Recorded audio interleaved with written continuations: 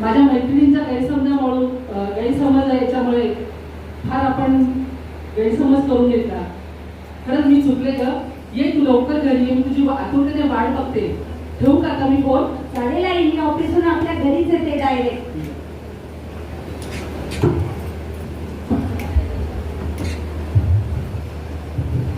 तर बघितलं मंडळी, बऱ्याच वेळा काय होतं ना, आपण आपल्यातला संवाद विसरून जातो आणि मग कोणी तिसऱ्याच्या सामन्यावरून आपल्यात गैरसमज करून घेतो.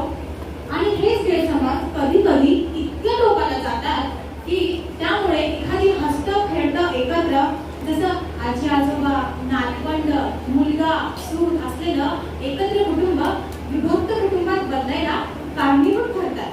किंवा कधी कधी तर पती पत्नीचं साधा जन्माचं नातंही एका क्षणात तुटतं. पण खरं सांगा, वेगवेगळ्या वातावरणात आणि संस्कारात वाढलेल्या सासू आणि सुना एकत्र येणार म्हटल्यावर थोडेफार वाद आणि थोड्याफार गुरुही तर होणारच ना.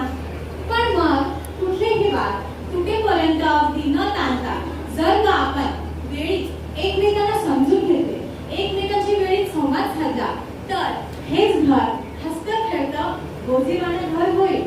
खरंय ना? घर नसावे घरासारखे, नकोत नुसत्या भिंती. इथे असावा प्रेम जिव्हाळा, नकोत नुसती नाती. त्या शब्दांना अर्थ असावा, नकोत नुसती वाणी.